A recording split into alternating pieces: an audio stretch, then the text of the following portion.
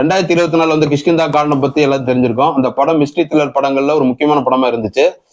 ஒரு slow burn mystery thriller ஆரம்பிச்சு கடைசியில ஒரு ட்விஸ்ட் எண்டிங்னால 24ல வந்து அந்த படம் மிகப்பெரிய ஹிட் அடிச்சுது.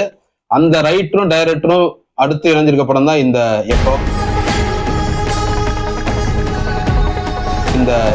படத்தோட கதை என்னன்னா, ஒரு கேரளால ஒரு மலைப்பகுதியில, வழக்கம் போல மலைப்பகுதி தான், அங்க வந்து குரியாச்சன் அப்படின்னு ஒருத்தர் வந்து தேடி பல பேர் வராங்க. அதாவது ரொம்ப வெஞ்சன்ஸோட வராங்க.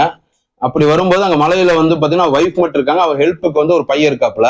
அவருக்கும் வந்து ஒரு மாதிரி ஒரு பிசுறு தட்டுது, எதுக்குனால இங்க இருக்கும் அப்படின்னு சொல்லி அவங்க மலேசியன் லேடி ரொம்ப வந்து கமுக்கமா அப்படி இருக்காங்க.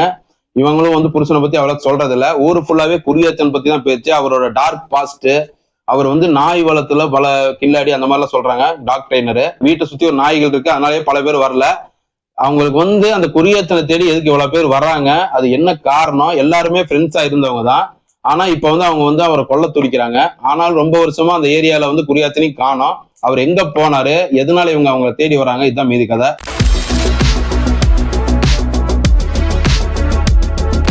இந்த படம் வந்து கிஷ்கிந்தா காண்டம்ல இருந்த இன்டென்ஸ் அண்ட் அந்த ஸ்கிரீன் பிளே வந்து இதுல கிடையாது. ஏன்னா இது வந்து ஒரு ஃபேக் படமா தான் நான் பாக்குறேன். ஒருத்தரை தேடி வராங்க, அவருக்கு வந்து இவ்வளவு பெரிய பில்டப் கொடுக்குறாங்க. அந்த பில்டப்புக்கு ஒருத்தானால அந்த மாதிரி தான் பார்க்கணும். ஏன்னா அவரோட பேக் ஸ்டோரியே இது காணும் எதுவுமே. அதுல பிளாஷ்பேக்ல வந்து ஒரு 20-30 மினிட்ஸ் வந்து அது வேஸ்டா தான் போகுது. அது வந்து ரொம்ப drag part of the movie வந்து அதுதான். இப்ப வந்து பாத்தீங்கன்னா அவர் வந்து குறியாச்சா வந்து அப்படி இப்படின்னு சொல்றாங்க. அது வந்து இந்த ஒரு காமெடி மாதிரி தான். என்னை பத்தி எங்கிட்ட கேட்டா தெரியாது, ஊருக்காரன் கீழே அந்த மாதிரி சொல்லுவார்ல ஒரு படத்துல சந்தான காமெடி, அந்த மாதிரி தான் இருக்கு இதுல. இவர் குறியாச்சனை தேடி வரவங்களா. ஏன்னா இவர் அந்த அளவுக்கு வந்து ஒரு பெரிய ஆளான்னு எஸ்டாப்ளிஷ் பண்ணல. நமக்கு இல்லவர் காட்டலே நினைக்கிறேன். இதுல நிறைய ஸ்பூன் ஃபீடிங் மொமெண்ட் கிடையாது. எல்லாமே நம்ம அசம்ஷன்ல தான் இருக்கு. நம்மளே புரிஞ்சுக்க வேண்டியதா தான் இருக்கு. அந்த மாதிரி பண்ணலாம். ஆனா இந்த படத்துல வந்து அந்த அளவுக்கு வந்து ஒர்த்தா அந்த மாதிரி தான் பார்க்கணும். கிஷ்கிந்தா காண்டம்ல வந்து ஒரு ஸ்லோ பர்ன் த்ரில்லரா வந்து ஆரம்பிச்சு மெதுவா போய் அதோட கலர் மாறும்ல லாஸ்ட்ல, அது வந்து எல்லாமே ஓப்பன் ஆகும் நமக்கு. இது வந்து ரொம்ப வந்து ஒரு நாவல் மாதிரி இருந்துச்சு. இந்த படம் வந்து பாத்தீங்கன்னா வேணுன்ட்டே திணிச்ச மாதிரி இருந்துச்சு நிறைய சீனு.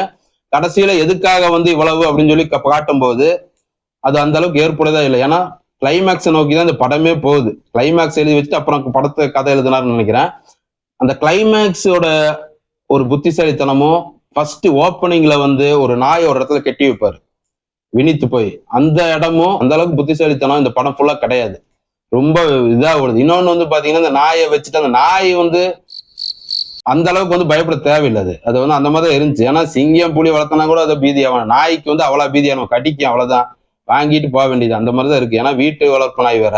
எதுக்கு வந்து இந்த நாயை வந்து இந்த அளவுக்கு வந்து ஒரு பயங்கர ஒரு மிஸ்டீரியஸ் கிரியேச்சரா இது காமிச்சாங்க தெரியும். ஏன்னா உல்ஃப் வேர் உல்ஃப் மாதிரி இருந்தா கூட பரவாயில்ல, நாய் தானே. அந்த அளவுக்கு வந்து ஒரு பெருசா பில்டப் தேவையில்லை இந்த படத்துல.